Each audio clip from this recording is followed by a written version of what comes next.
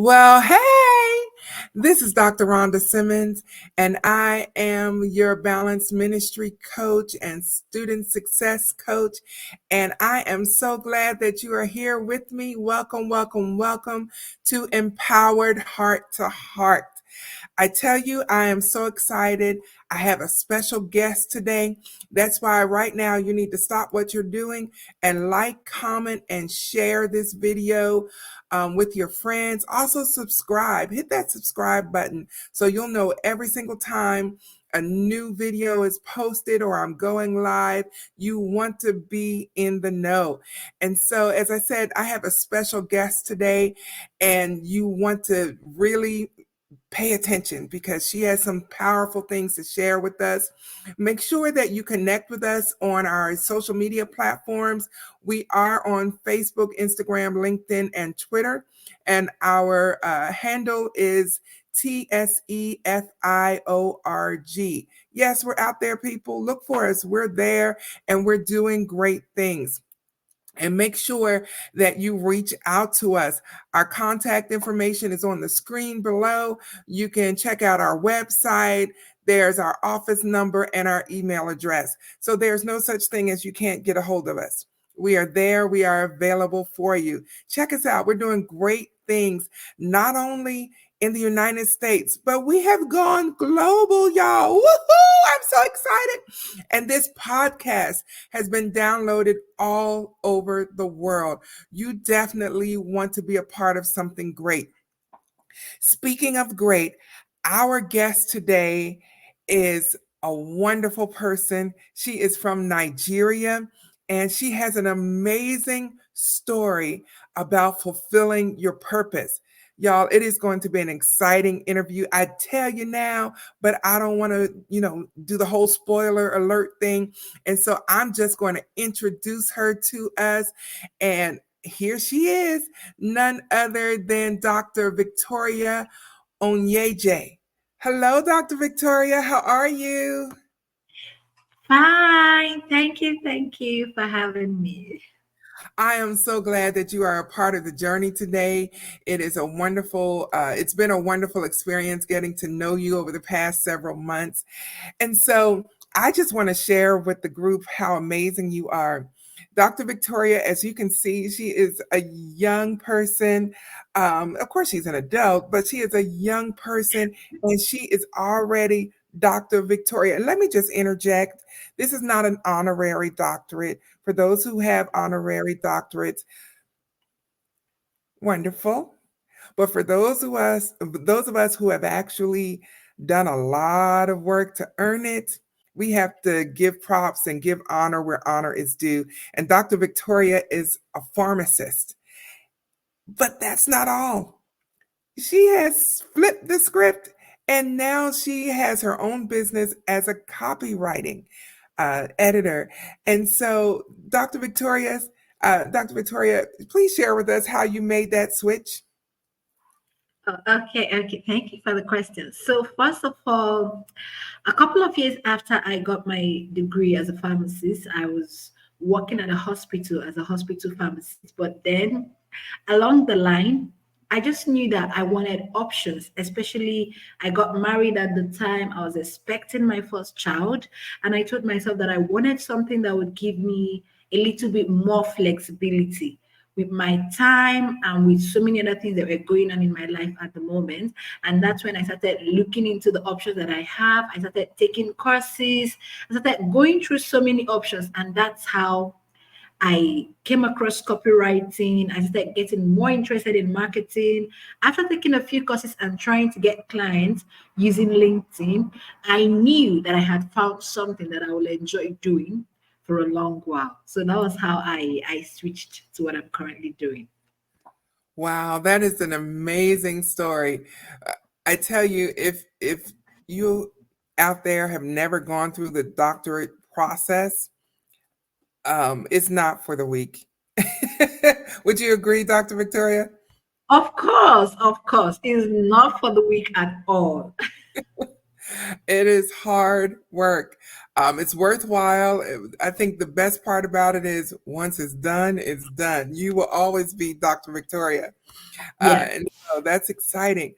But here's what we want to know. With this huge career change that you made, were you afraid of anything? Well, I would have to say that one of the hardest parts is that shift in identity. When you have studied a course like pharmacy, it feels like there is a part of your identity that comes from your degree. Like aside the fact that my parents sponsored me, everyone from my mates in school and to everyone that knew me as a pharmacist. Now, that place of trying to tell them, oh, this is what I do now, and then looking at you like, what is that, so I think that was the scary part. How do I build a new identity around what I do and not attach my identity to my title as a doctor, as a pharmacist? So I think that was the scary part of trying to rebrand myself in this new thing that I now do. Absolutely. I love your word choices about identity and rebranding yourself. Sometimes, Dr. Victoria, we um, stay where it's safe. Many of us would have said, I've worked so hard to become a pharmacist. This is what's going to be my life until my dying day. And Yeah. so um, how did you know that your choice to become a copywriter would actually work? Well, I would say, in as much as I knew, but sometimes we can't quite be certain. But the thing is this, I have always loved writing. And then for years, I've been writing for fun. At a time, I had a faith based blog where I shared book reviews, music reviews, and just shared my opinion and what I was learning about so many things in my faith and also in my life as a whole. And then so because writing has always come easy for me, I have volunteered to write for some brands as well. So I felt like if I can only get the skill of how to turn this into a service, then it's worth trying. And if after maybe 6 months to 1 year, I'm not getting the results that I want, I can always I can always try something else. So while I had a track record that made me know that this would work for me, there was also a part of it that had to be about taking risk and now seeing where it goes. And just one lesson that also helped me was also praying about it and really feeling at the time that that was the direction that God was leading me at that time. Yes, that is powerful. I love how your faith was a part of the decision making process. In Proverbs, it says to trust in the Lord with all your heart and lean not to your own understanding. In all your ways, acknowledge Him, and He shall direct your path. And so I'm thrilled that that was a part of the decision making process. So, in making this switch, did you just switch with no clients, or did you wait to say, okay, let me build up some funds first, in case things are slow in the beginning? Or was this just a leap of faith? I'm leaving my job and I'm starting. Oh, at the time that I switched, I was still working at the hospital. So it's not like maybe I switched at the moment where I had nothing. So I was still there when I was getting clients. And then when I got to a point where I was getting enough clients to cover my income at my day job, I knew that I wanted to do this. So I didn't just so I slowly transitioned. So yeah, that helped.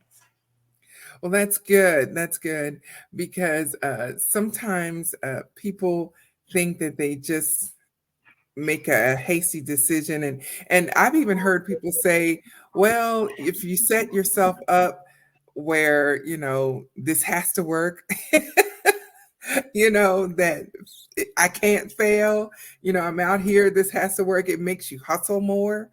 But I like the wisdom of how you did it. That's great. That's great. So what is the best part about working for yourself? I have to say it's the freedom, like I can choose what clients I want to work with.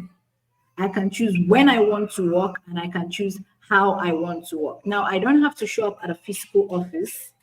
I get to work from my house. I don't have to spend so much hours on commute. And then I also have the freedom to pursue other passions that I have. So I think that that's one of the best parts. That freedom. That freedom. Yes, that's wonderful. I'm definitely headed that way myself. But how exciting is that? And so, how many years have you been a copywriter? It's about 3 to 4 years now. Yeah. Wonderful. Any regrets?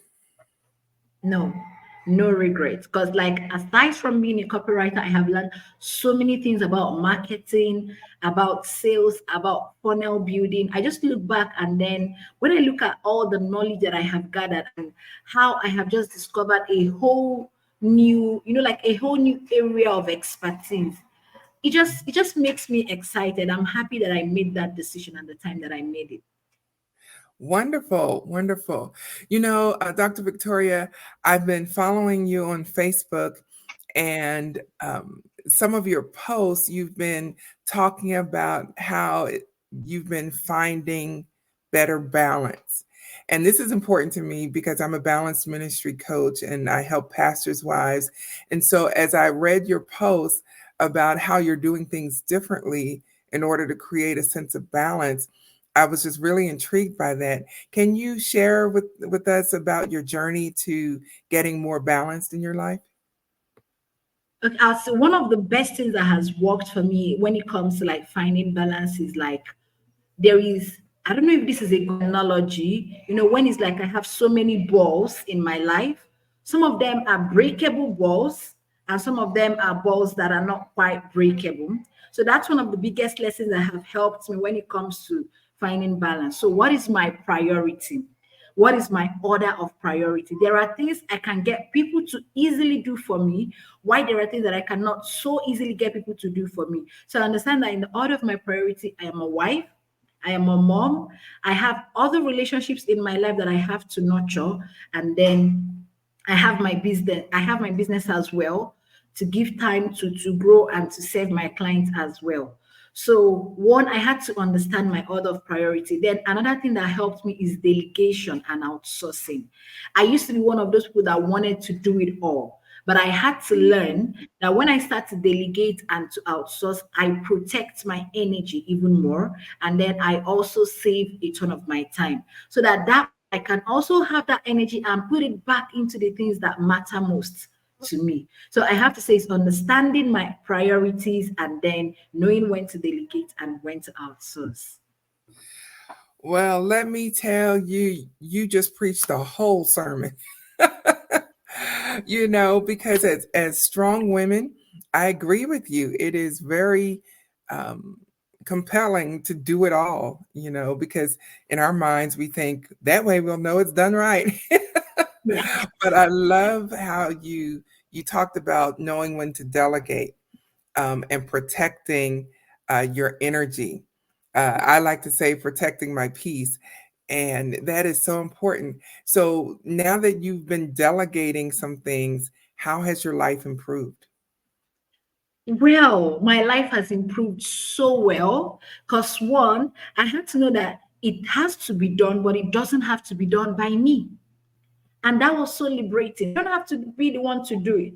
There are times I've had to hire maybe a domestic staff, maybe a nanny, maybe outsource some time, some parts of my client fulfillment and all of that. So it has to be done as long as I can supervise it to make sure that it's done well, but it doesn't have to be done by me. So that has made me less overwhelmed, and I have had fewer episodes of being burned out. And I can tell you that is life changing, honestly. Absolutely. You're just glowing. You're just glowing. I'm so excited to see you not only walking in your purpose, but also enjoying the journey and having that peace, because it's so many times we get bogged down with life. As the millennials like to say, life gets to lifing. Yeah, Things start happening. Yeah, yeah. And so knowing when to delegate is so important. Something that you said is that these things need to get done, but not by me. When you first started delegating, did you struggle letting go or have that complex of they didn't do it the way I would do it?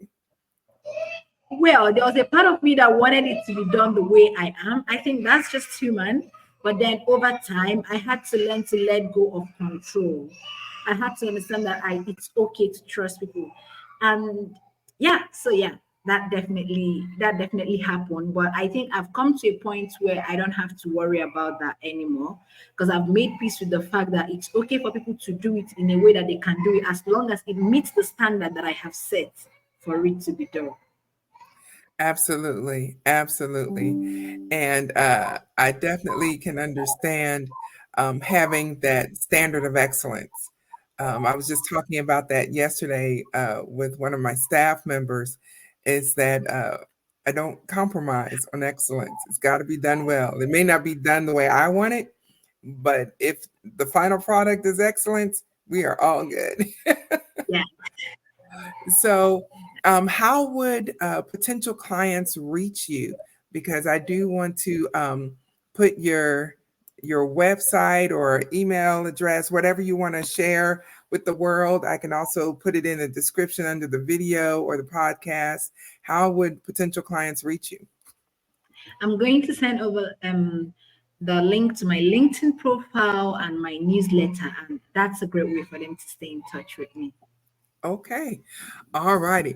So for those watching or listening, those links will be in the descriptions because you might want to hire Dr. Victoria to write for you. She is excellent at what she does. And I think the thing that I love about her service is she asks so many questions about your business, your ideal client, and then what you get back from her um, is copy that is relatable to your client's pain points. And that is so important because as a business owner, if you're not speaking the language of your ideal client, you're not going to get your ideal client.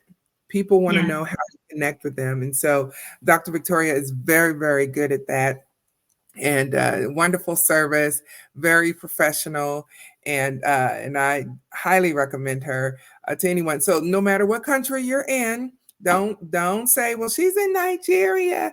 I'm in the U.S." No, do you have clients in the U.S., Dr. Victoria? Of course, I have clients in the US. Most of my clients come from the US, but I've also had clients from the UK, Australia, Canada, New Zealand, Singapore, Slovenia, Dubai. So I've had clients from different parts of the world, but most of my clients are in the US. So, ladies and gentlemen, like I told you, when I have guests on our podcast, I say this every single time that I have met some of the best people this side of heaven. Dr. Victoria is no exception. So, if you want some excellent copywriting, she's your person. She is definitely your person. And she has global clientele, global impact, global knowledge and experience. So she's your person. You can stop looking now. I brought her to you. You're welcome. Thank you. So, Dr. Victoria, is there anything about what we've talked about, either your copywriting, your willingness to pivot your career um, at the direction of the Lord, or finding balance, that you want to share in these last few moments? Okay, so like a couple of things that I'm going to share. One of them is this, and it's one of the things that really encouraged me whenever I'm in a phase that it's like like a transition or maybe anything of that sort. One of them is this: you can either make excuses or you can make a move. So if there is something you have always wanted to do, and like maybe in your spirit that you've gotten the go ahead to do it, you can stay there and find maybe 1,000 reasons why it wouldn't work, or you can just take the leap, make the move, and then you can tweak and iterate from there. That's one. And then the second thing I'm going to share is this: is that more like when it comes like maybe trying to do what we haven't done before, or trying to find balance in our lives, if we look around us, there are people that are already making progress in the areas that we already like looking to, like maybe for support or for encouragement in. And there is always something to learn from what other people are doing, and then find ways to adopt those things in a way that works for us. These are some of the things that I look at, and it helps me in any phase of my life. Wow, that is exciting. I was writing down your quote. You will see it again. You said you can either make excuses or make a move. I love it. Yeah. I love it. You are talking my language. So, Dr. Victoria, thank you so much for being on our show today. And I really appreciate you taking your time out of your busy schedule to meet with me and to share your gift and your talents with the world. Thank you so much for being on our show. Thank you so much for having me. I mean, like, I'm honored to be here. Yes, ma'am. And so if you will just hang out in the waiting room just for a moment, I'm going to wrap the show up and I'll be right back with you, okay? All right. Ladies and gentlemen, didn't I tell you some of the best people this side of heaven? Dr. Victoria is no exception. And so make sure that you get her links in the description under this video or in the podcast description so that you can find out how you can connect your business need for a copywriter with Dr. Victoria. I'm telling you firsthand my own experience with her in my business. She is an excellent copywriter. And so you will not be disappointed. You will be encouraged. You will be blessed, and your business will be blessed. And so make sure you reach out to her.